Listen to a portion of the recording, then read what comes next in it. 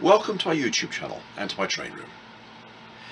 If you're in the habit of reading my descriptions for my videos, and you did so a few weeks ago, you will recall that I purchased 2 additional Russian decapods for my layout. Now that they have finally been released from the custody of the US Mail Storage Service, it's time to open them up and put them into service. So let's get the camera turned around and I'll be right back. Well, here is one of the locomotives on the track. I've got the system set up for running an analog locomotive because it doesn't have a decoder, and if you can hear, it's registering a dead short.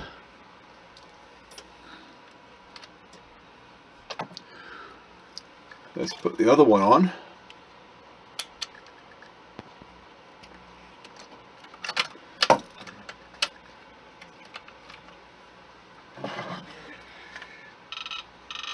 Here I am turning the speed knob, and it's absolutely dead. Does not respond at all.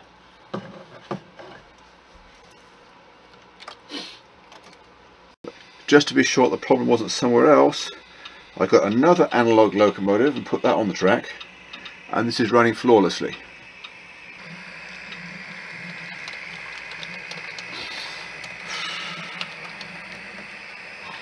So I guess I won't be installing decoders today, because neither of those locomotives are any good. They're both going to have to be returned.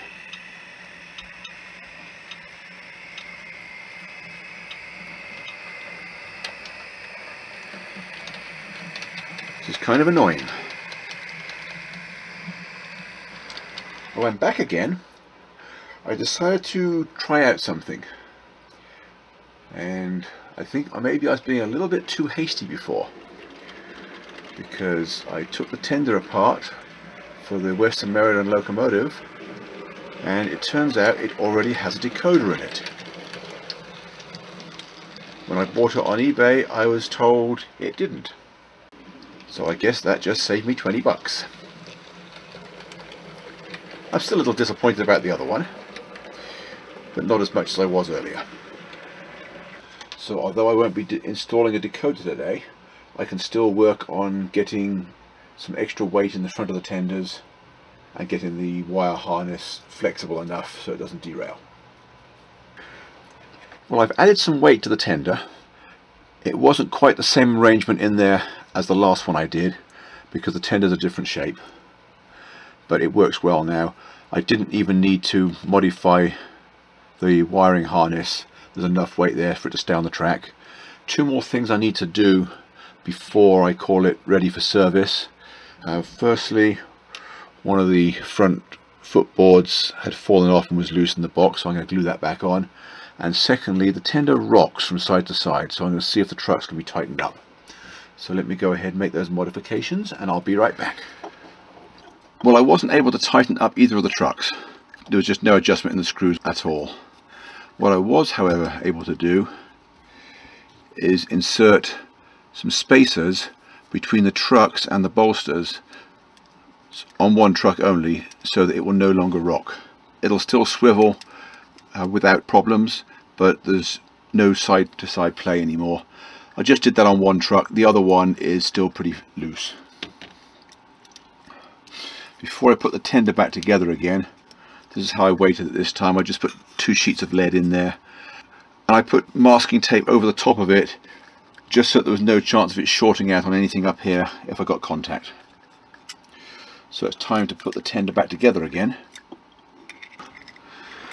Now let's reattach the front footboard. It seems to be on there fairly securely. I don't know how it managed to fall off in the first place. I don't even think it needs gluing. So let's reattach the 2 pieces, let's put it back on the track and give it a test run.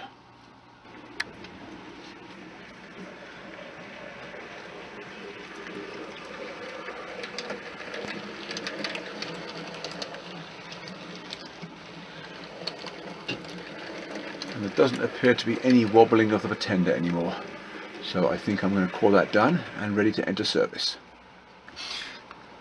If you recall from the earlier video, the New Haven 210 already has the DCC chip and sound as well, but the wiring harness lifts the front end of the tender off the track, so I am going to take it apart and find out where I can add some weight.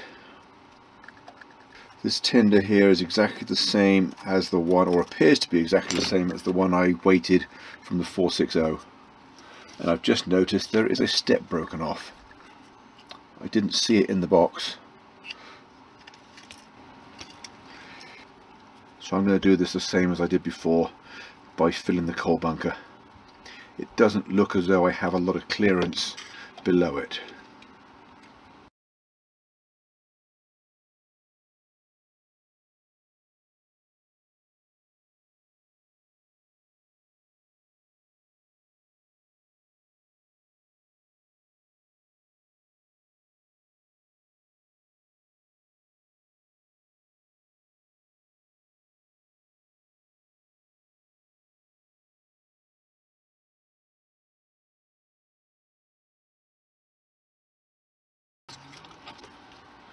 Hopefully I now have enough weight in the front of the tender to avoid it being lifted off the track.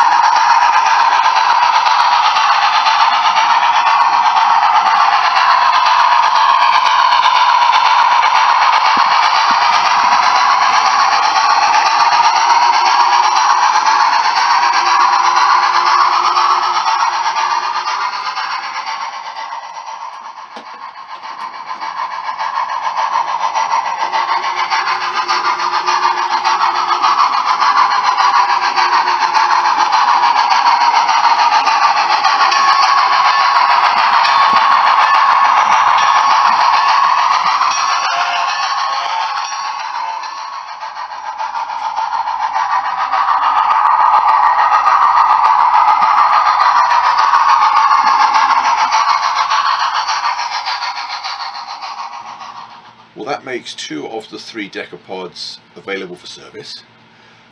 I'm going to have to look into how I can synchronize the chuff rate with the driver revolution, because it's really annoying me that it doesn't match. Although my intention was to re-letter all the decapods for my home road when I get the decals, I had a change of plan. I've recently done some work in positioning my layout on a map more accurately, and I've come to the conclusion that I'm going to be interchanging heavily with the New York, New Haven and Hartford Railroad, which by pure chance happens to be the road name for one of the decapods. So I'm not going to repaint that, I'm going to leave it in those colours.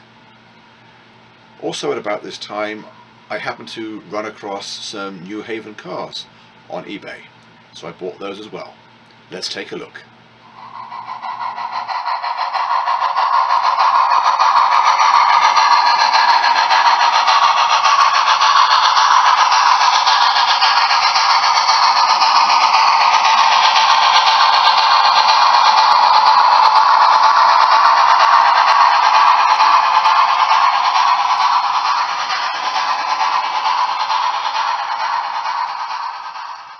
Yes, I know a 210 is not really appropriate motive power for a passenger train, but I just wanted to show them.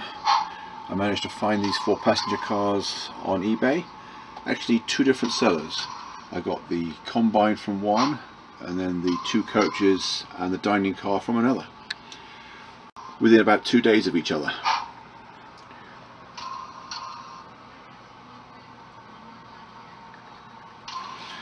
Well, that's all for this week. Thanks for watching, and I hope to see you again next time. Bye for now.